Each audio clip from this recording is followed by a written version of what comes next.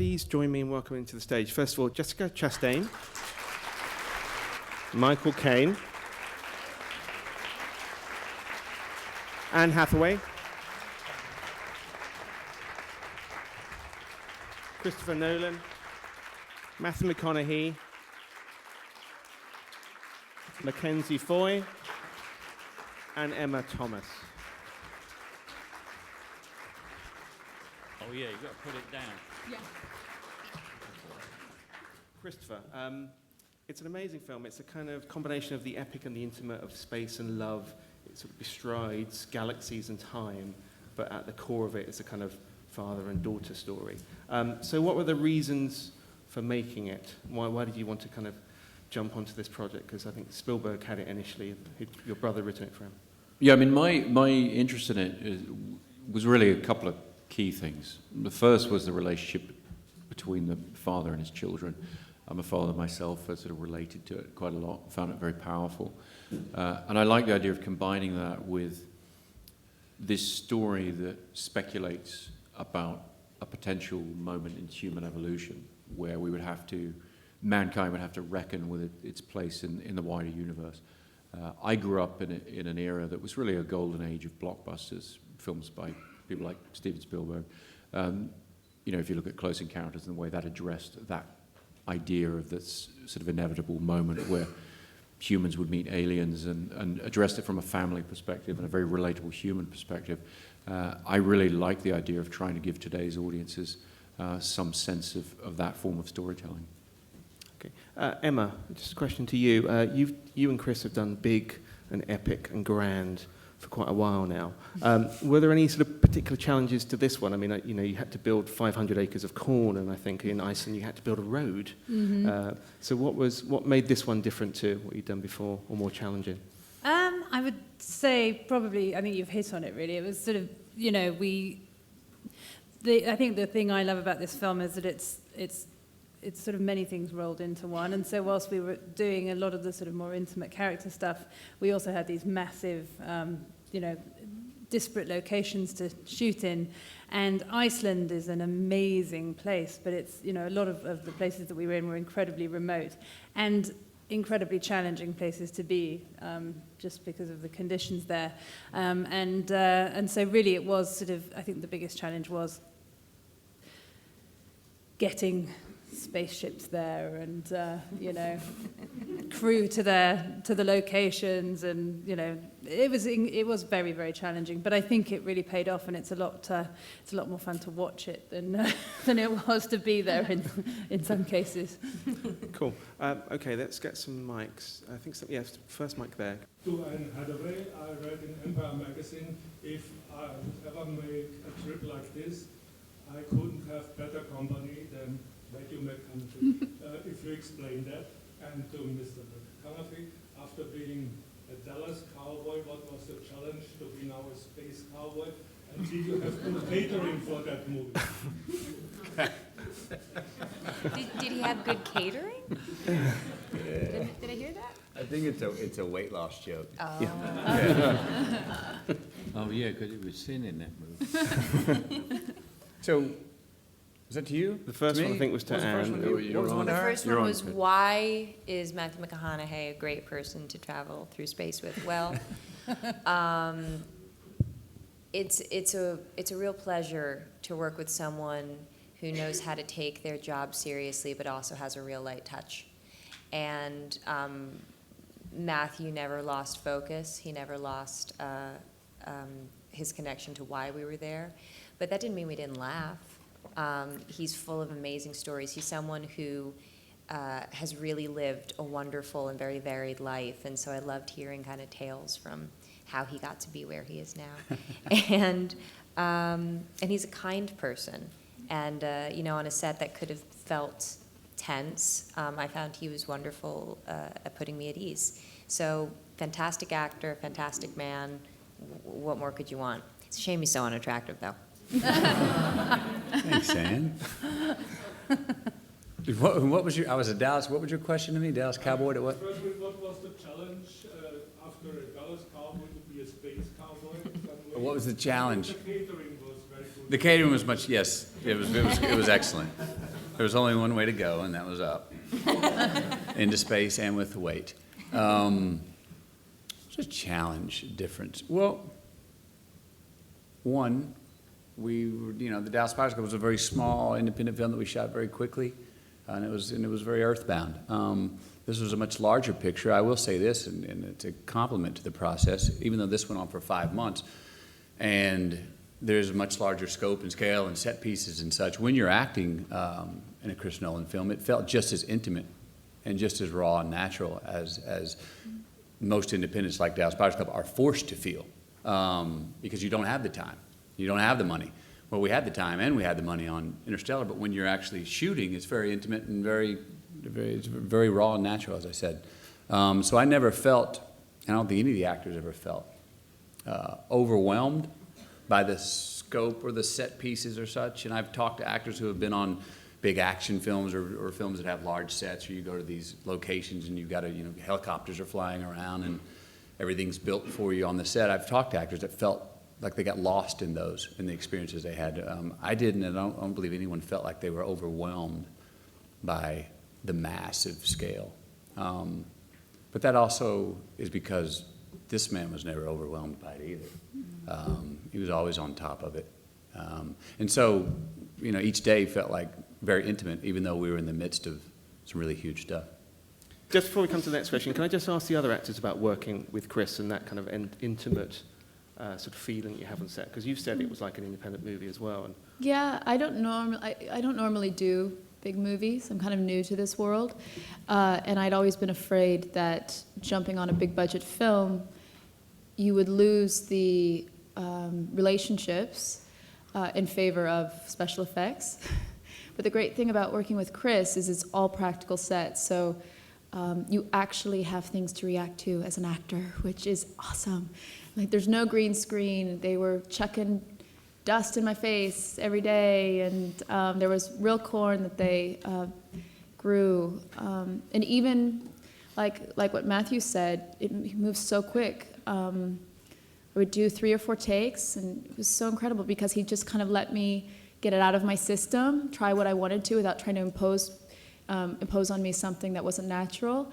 And then with a very delicate hand, he would come over and just say one sentence. Like towards the end, he said to me, "This is her zen." And with that little tiny, exquisite note would open my performance in a way that I had never imagined.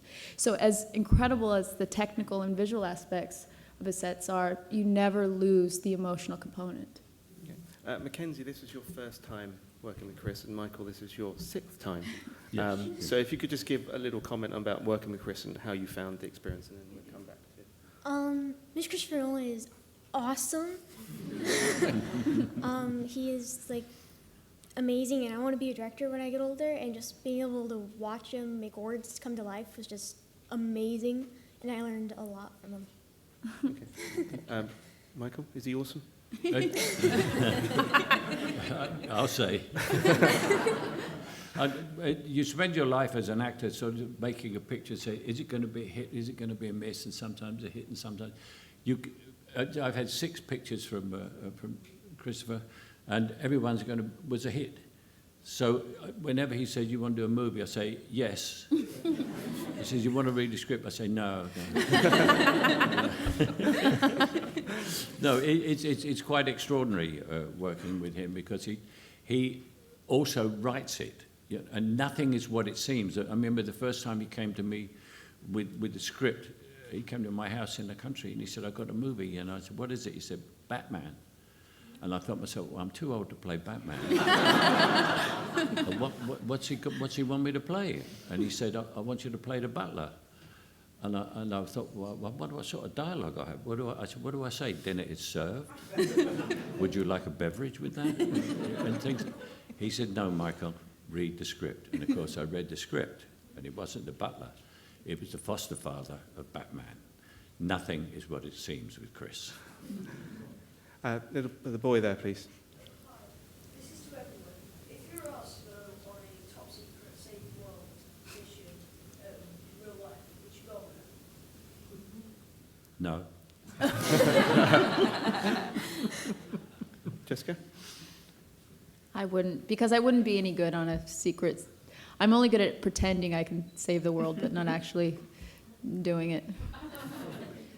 Under the highly unlikely set of circumstances that would make me the best person to save the world, I would go on it, but I really don't expect to be asked. Chris? With all the best intentions, I think if the world is looking to filmmakers to save the world, it's in terrible trouble. Matthew? I don't know, but I played one on TV. Yeah. Somebody said, I guess somebody, Anne, you're the only one up there right now, right? Yeah. Everyone Oh, else and is around we're you? in really bad Mackenzie, you gonna shape. go? Yeah. Okay, Well, Mackenzie's Mackenzie- going. Mackenzie Emma, are you go. going? I Okay, think so that it's Mackenzie is the right person. I think that's a no from Yeah, I'll most go, people. I'll fly. But thank you. Gentleman there. This is a question for you. Maybe Christopher can answer properly. My question is, after Gravity and also if this film does well in business, if we can expect green light from the majors in Hollywood, sci-fi films further on out? Well, obviously, the success of Alfonso's movie is very encouraging from the point of view of working in science fiction. We'll see how we do. I mean, the thing you hope for doing an original project that isn't a sequel, isn't a franchise, that kind of thing isn't based on something from another medium. The hope is if it succeeds, that it encourages that type of filmmaking within the studio system. It's what we try to do with Inception. It'd be nice for it to work with this as well. But we'll wait and see. Thank you. For Mr. Nolan, one question, since I'm from Sweden, how is it working with Hoyte van Hoytema, your terrific DP who is half Swedish? And secondly, since a lot of major people in the US that are going into television, what would it take for you to sort of direct for HBO or Netflix, etc.? Well, Hoyte's Dutch, man. You can't claim him. He lives in Sweden. He lives in He's Sweden. half Swedish now. We always try to claim him. Well, you're right to try and claim him. And he lives in Sweden and has a lovely Swedish family. And he's really extraordinary. One of the things he was able to do for me that I absolutely loved is achieve a degree of spontaneity and simplicity in the way he shot the film that you rarely see on such a huge film, particularly in this genre. I mean, for somebody to be sort of, grubbing around in a spaceship, grabbing things documentary style and whatever, I mean, it was really, really phenomenal. And his command of the IMAX medium, which is extremely challenging technically, was extraordinary. I mean, there are handheld, intimate scenes shot with these enormous cameras. I don't know how he did it. He just put handles on the thing and picked it up. I think these Dutch guys are pretty strong, it turns out. Working with him was a joy. So, as I say, you're right to claim him. And the second thing was about working in TV. I don't know. I like movies. I think movies are great. There's a gentleman here with a microphone. Yes, thank you. It's a question for Mr. Nolan. You've mentioned IMAX just now. Do you feel kind of compelled to make films now on this scale in IMAX, in the sense that Hollywood is kind of under threat from other mediums? There's a lot of success in television. There's the video game industry. Do you feel that your career is pushed that way, irrespective of what stories you might like to tell, or how do you respond? No, I mean, for me, the great thing about movies has always been the large screen, large audience experience. That's what you always hope for. One of my earliest movie-going memories was going to Leicester Square to see 2001 when I was 7 years old, and I've never forgotten the scale of that experience. I saw my first IMAX film when I was 15 and immediately wanted to make features that way at that point. So really for me, working on this scale and that medium, it's just a long-held dream of mine. Okay, person there and then one behind there. Thank you. And then you. Does it work? Okay. Yes, it works. This is also a question for all of you or whoever wants to answer it. Looking into the future, are you more positive or negative? About what?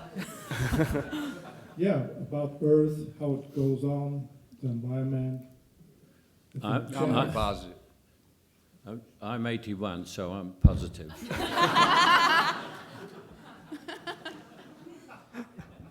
And Mackenzie, you're 14. How about you? Well, like I know like eventually the Earth's gonna die, but I think I'll probably be dead by that time, so I think I'm good.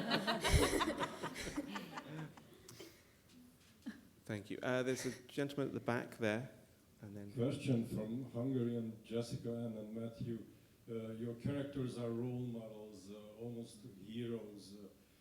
On a personal level, is there anything that you could really envy or maybe admire them for?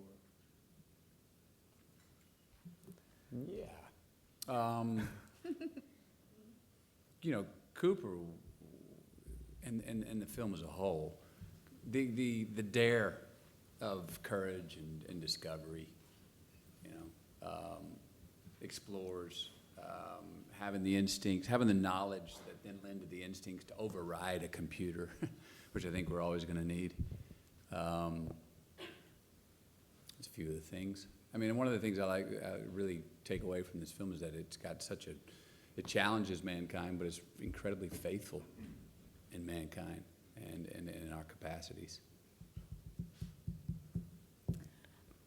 What I take from my character, what I loved so much about her is I admired the scientific discovery, of course, that she makes, but more so I admire a person who's able to overcome their own ideas or anger and to become a more open and loving person. So that's what I admire most about her. And Anne, what about yours? Do you admire your character? Anne? Oh, me? Yes. Oh. Yeah. Totally. Yeah. When I first read the screenplay, I didn't totally understand my character, and I didn't for quite some time. Without revealing anything, something happens to her in the movie that I was just thinking about, and I thought, wow, that's one of those things that changes you. And then all of a sudden, she made sense to me as someone who goes through a journey, and I believe the journey she goes from is arrogance and fear to humility and openness. And just like Jessica said, which is a beautiful answer, I think anybody who has the courage to go on that journey is somebody very deserving of respect. Great. There's a gentleman at the back, and then here, and then there, please. Hi, yeah, question from New Scientist, Michael Kane. First line of your memoir, you say the shortest distance between 2 points is not necessarily a straight line. So have you always been interested in wormholes? I'm a very good amateur gardener, and I see quite a lot of wormholes. And that's what I thought it meant. But I didn't understand it until this movie, and then I met Kip Thorne, who was, I think, did he discover the wormholes or did he figure it out or anything? But that's who I was playing in the movie. So I know a lot about wormholes now, and I've seen the movie, and we've been through a wormhole, so we know what's on the other side. Special effects. and for me, it was. I thought I knew what to do because I grew a beard just like Kip Thorne, and then I asked him lots of questions about anything that was puzzling me. Then I went into my office set, which he had designed, and there was an algebraic problem which was about 50 feet long and 4 feet high. And I thought I might have come up against something here that I wasn't going to be good at, you know? So I said, how many problems is that? He said, it's one. I said, do you know what it means? He said, I wrote it. I said, do you know the answer? He said, yes. He said, but it's too difficult to tell you. So that's where I stopped trying to be clever. And I became a dumb actor again. Christopher Nolan. A lot of the issues you explore in your movies are underpinned by have a strong grounding in science. Can you say something about how science informs your storytelling? Well, I mean, in the case of Interstellar, it's most obviously that way because of Kip's involvement, as Michael was pointing out. Kip's long-held dream for the movie was always to do a science fiction film that was based on the possibilities offered by real science. I enjoyed working that way because it wasn't a set of rules imposed upon the storytelling. It was really about a set of possibilities. It was really about sitting with Kip and saying, what can real-world science offer us as narrative directions? And the things that he was able to open up for me were far more exotic and surprising than anything I could have come up with just, as a screenwriter. Thank you. Gentleman there, and then we'll come to you next. Yes. Question for Mr. Nolan. Can you tell us a little bit about your collaboration with Mr. Zimmer and how you achieved that amazing score? Yeah, I mean, the way I approached this score, I've done several films with Hans, and really enjoyed that process. And we try and, change the collaboration, change the way we work every time. In the case of this, what we did is I called him up and I said, I'd like you to give me a day of your time. And this is before I'd started writing on the script. He had no idea what the genre was going to be of the film. He had no idea anything about it, except I gave him a letter with one page, and it described the sort of fable at the heart of the film. It had a little bit of the dialogue. It was really about the relationship between a father and his child. And I said, okay, work on that for a day, and then at the end of the day, you've got to play me what you've done, and that will be the score of the film. And that's what he did. And then we took the tune he wrote at the end of the day, which I thought perfectly captured the feelings at the heart of the film. And then over the next 2 years, we built that out into what the final score is. But I'm very pleased with his work, and I think working in that way, we were able to achieve a very close relationship between music and image. Okay, thank you. There's a gentleman, yes, you with the glasses. And sorry, you'll be second after this. Question for Chris. The film has this extraordinary visual style. I mean, this is absolutely remarkable. One thinks of Gravity, one thinks of 2001, and I wondered which films had been the most influential or had given you the most inspiration. And I cannot resist asking everybody which your favorite character in a science fiction movie is. I mean, there are so many influences on the film. I mean, you point to one of them in particular, 2001, was an obvious influence on the film, but a huge inspiration for the film. There are quite a few others. I mean, the key one in a technical sense, I think, and in terms of the spirit of it, is Philip Kaufman's The Right Stuff, which I think is an extraordinary film. We screened a print of it to the crew before we started the film, as we were discussing our methodology and how we did certain things. And then actually Hoyte, my DP, introduced me to Tarkovsky's Mirror, which I think had a big influence on the sort of elemental things in the story to do with wind and dust and water and so forth. So there are a lot of different things sort of rattling around in there. And as for my favorite character in a science fiction film, I mean, it's got to be Darth Vader, isn't it? It's like, let's do that very quickly. Emma, let's start with you. Favorite character, and then we can come back and go to the next question. I would have to say Sigourney Weaver's character in Alien, because she's a tough woman. Yeah. Mackenzie? Either Darth Vader or Spock. Cool. Matthew? Thank you. Chewbacca and Murph. In that order. Very similar. Anne? R2-D2 and Ripley. Okay. Michael? Sandy Bullock in Gravity. Mine would be Princess Leia and Hal. Cool. There's a gentleman with a white T-shirt. You've been patient. Manuel Halpern from Portugal. I'd like to know, I believe the film has a very strong ecological message, and it's a very serious problem, so we really have to save the world. And what I would like to know is, you in your real life, what do you do about it? What is your ecological footprint? What do you do to be heroes, just as we all have to do, so we don't have to live any other place? Your ecological footprint. So do you recycle, I suppose, and drive a Prius? How many times do you wear your jeans before you wash them?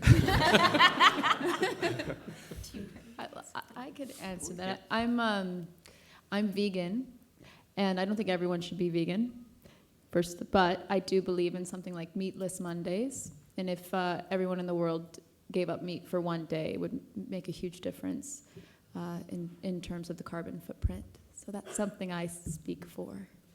Cool. Me, I was so poor for so long that I didn't use anything. I didn't do cars. I didn't eat very much, and so I figured the world owed me a debt, so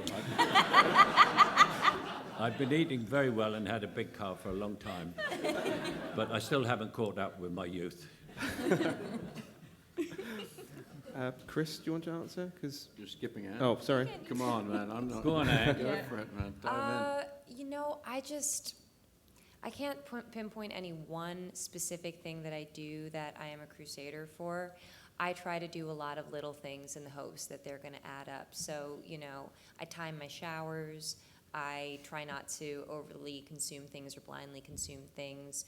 When I used to be a vegan, but but now I'm not, and I try to make sure that I know the source of where I'm coming from, that I'm supporting, especially small businesses that need it, and also who have practices that I believe in. So I'm just trying to be switched on, and like everybody, do the best I can.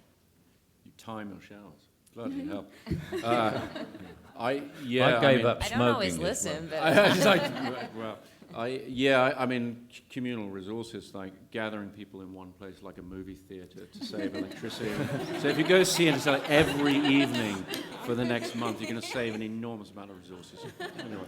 Yeah, in order to lose weight for Dallas Buyers Club, for 1 year, I just had to jog to all of my meetings and back home, which meant I didn't drive a car. Are you That's serious? no, I'm not. Oh my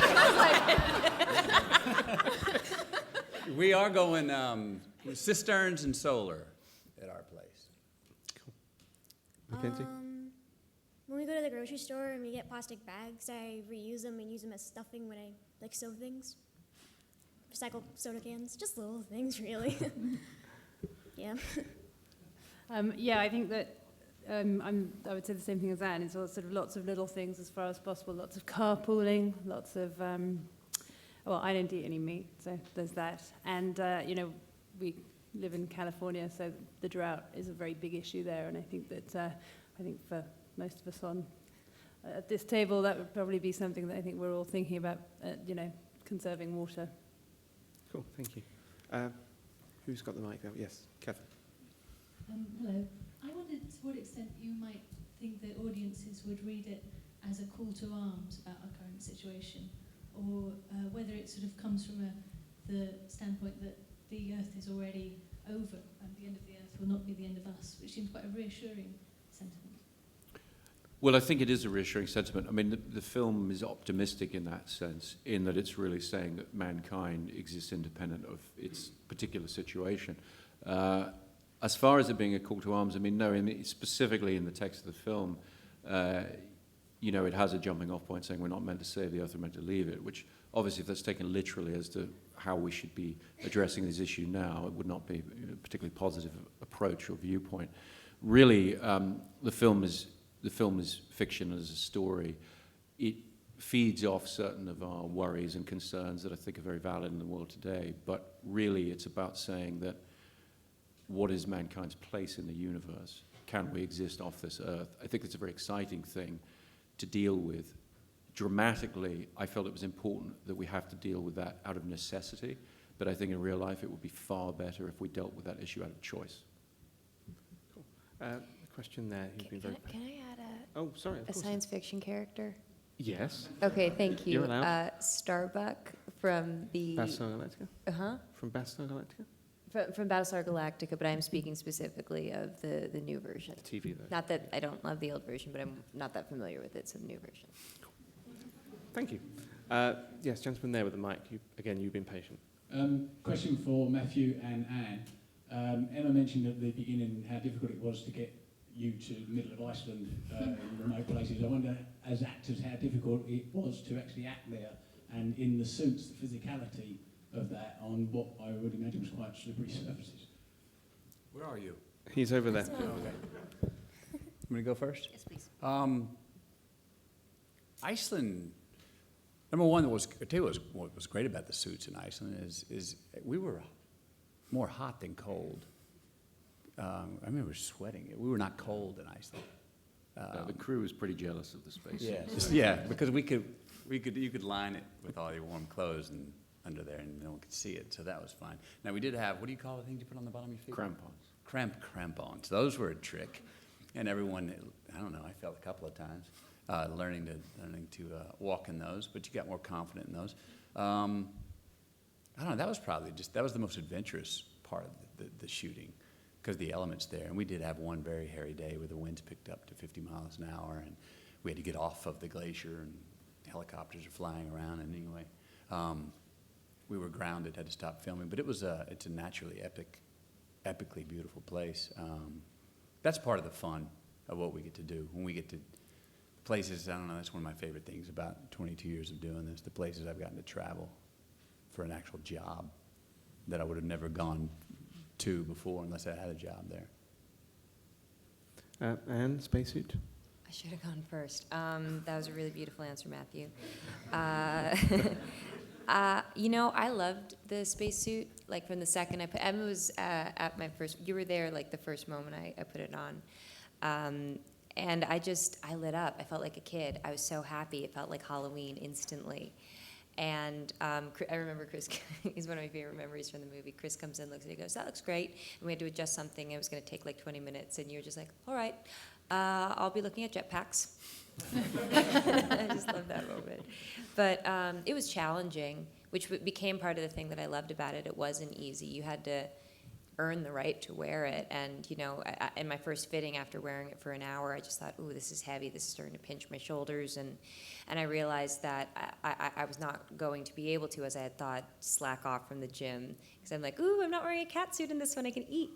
And I did actually have to work out just as hard on this one, just to be able to stand up in it, just to be able to make the days in it. But what Matthew said is totally right. That's what you love about it, the inherent challenges. And then it was great because the suit became like its own character. And, you know, they're not easy, and they're not easy in real life. And so there would be moments when you would need to get your helmet off or your glove off, and it would stick, and you would have that to interact with in the moment. And it just, I don't know, I always felt like it raised the dramatic stakes. Great, thank you. Gentleman there, and then pass it along. Okay. It's a question for Christopher and for Sir Michael. You've been very vocal about filming on film and screening on film. Do you genuinely believe that film on film has a future, or are you fighting a rearguard action and digital eventually will swamp it? I'd like to get Sir Michael's thoughts on the future of film as well. Well, I think, you know, it's both things. Certainly fighting a rearguard action, it certainly has been swamped by video technology, but it's not really a question of whether it should or shouldn't have a future. It sort of has to, simply because even from an archival perspective and all the rest, the libraries of film studios can't function without it. So it's very important to preserve its place in the filmmaking process. And obviously that's something I've done everything I can to draw attention to it, to preserve it for future generations. But you know, I don't see any reason that it can't find the right level, the right place on an ongoing basis. Michael? I have an actor's attitude towards it. Is if you have film instead of digital, they have to cut eventually, so you don't have to learn all that dialogue. If you've got digital, it goes on forever. It's a nightmare. So I like film with nice short takes, because I just worked with Paolo Sorrentino, and he has 4 cameras, and he doesn't even rehearse because he's got digital. And you just go on there and you go fluffing through it, and he doesn't care. You just keep going and going and going and going. And then you go home. And you come back the next day. So I prefer film. Gentlemen. Sorry, hello. A question for the panel, just about working with the beautiful Anne Hathaway. I wanted to know what it's like working with her. I'll speak to Anne. It's my first time to work with her. I thoroughly enjoyed it. One, complete professional. Fully prepared. She reminded me of something that I don't always do, but it takes a lot of courage to do as an actor. My favorite thing she did that I learned from her is that variation of takes, meaning you get it right. And actors know when we kind of get it right, when it feels right. And you look at the director and they're like, thumbs up, and they like it too. So the next take, a lot of times, will be like, well, I'm going to repeat that, or I'm going to give a little more of that, what I did. And so well, what I think I did so well and so true, she would back off. I heard her many times back off and find a new rhythm and try to look at it from a different way and never repeat a performance. So variation is something that I know as actors is a really good thing that I was reminded of. There's a gentleman there with the mic. Do you think the events of last night, the NASA explosion, will change the way that Interstellar is viewed, and that it maybe brings a kind of realness to it, of the dangers of space travel? Well, I think anytime you're reminded of how difficult this is, it brings people's attention to it. But particularly when you're looking at astronauts and what they face and who they are, and every time a rocket blows up or something like that, we're reminded of the incredible bravery of these people and the extraordinary nature of this endeavor, which requires resources from the entire world sort of put together. I mean, one of the things that I absolutely love about space exploration is it does represent the highest ambition of our collective endeavor to actually do something that difficult and get out into the universe and off this planet. I think it's an extraordinary thing, and I think people are constantly being reminded of that. Okay, Sam. Firstly, thank you for this beautiful film, and I'd like to ask Mr. Nolan. The film has some wonderful female characters. How do you approach writing women? And to the actresses on the panel, what did you think? How did you feel when you first read the script? Well, for me, I had the advantage of coming to my brother's script that he'd been working on for several years, and one of the things I really loved about it was the character of Brand that Anne plays in the film. I thought it was just a wonderful role, and I went to Anne with it because I knew she was very interested in science and would completely get this character and everything this character is about.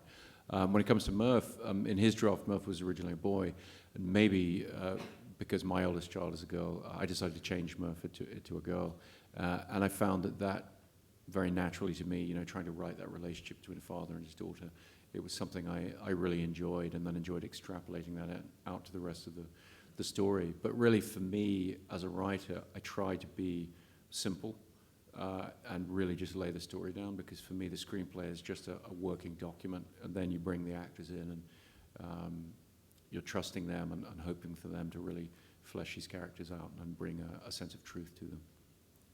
The gentleman at the back with the microphone. Oh, sorry, let's do the lady then, and then we'll do you, and then I'm afraid that's the last we can have. This is a question for Matthew. My colleague sitting next to me said that after seeing this movie, he wanted to go home and hug his daughter. And I just wondered, did you have the same feeling after working on this day after day? And could you also tell us how becoming a father has affected you and your acting? Has it given a deeper emotional resonance? I was fortunate. I had my family there with me, and we were in Calgary. We were all set up in a trailer, so they were right there on the set. And the mornings, and that was all the scenes that was shot with Mackenzie, where we were at the farm, which was most of the direct father-daughter relationship in the film.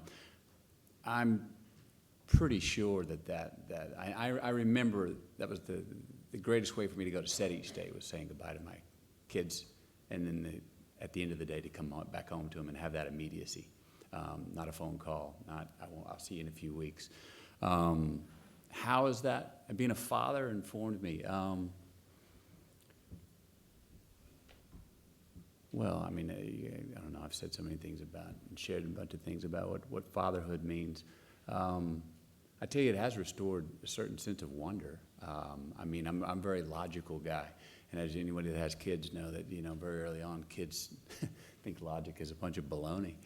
And any story, another thing that's great with kids is when you're telling stories, there's no end to any of them.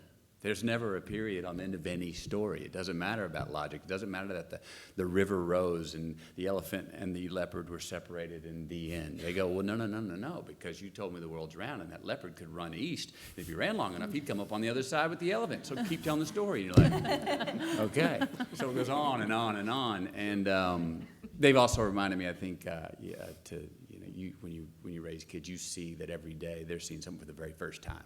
And so it's reminded me as we get older and we travel down the same paths and we take some things for granted to travel the same path and see things for the first time and give them the justice they deserve as if you just saw them for the first time. I go on and on about stuff I've learned from my kids, but that's some. Cool, thank you. Last question, I'm afraid. Professor Baron Cox recently said that the possibility of alien life, it's probably not certain at all. Has doing this film changed your perspective on that, and do you believe there could be now life in other galaxies? She said it's probably not. He said there's like no sense, it's certain that it's impossible, no intelligent life. It's certain that it's impossible. It's probably not certain. There's a lot of, you've got a lot of probability banging around there. I wouldn't, because I've heard his quote, I wouldn't speak to it, but there's a thing called the Drake equation, which he was probably referring to, that pretty well establishes from a mathematical point of view. It's extremely likely, actually. I mean, everything is speculation beyond that. What you can say is, given the number of celestial bodies, the number of potentially habitable planets and all the rest, it's very difficult to approach these things from mathematical probability point of view. And then it's just, is it an interesting speculation for you or not, I think. But the idea really, I mean, one of the things that working on this film really brought home to me is the idea of scale. It's the idea of perspective, of how small we are on our little planet compared with what we already know about the vast universe around us, and then what we can speculate is even beyond that. So I think to try and make any kind of determination along the lines of probable, certain, it's very difficult. I mean, we really are speculating at that point. So then you're down to, well, what's an entertaining speculation? And we've tried to fill this film with entertaining speculations. But like your belief, do you believe that there could be alien life apart from like speculation? Like it's more of a faith, the idea that it could be out there, no, perhaps the panels. Do you believe in aliens? Well, that's what I was answering. It's not a question of belief. It's fine. How you tend to speculate. Cool. I apologise if we didn't get to your question, but please put your hands together for Jessica, Michael, Anne, Christopher, Matthew, Mackenzie, and Emma.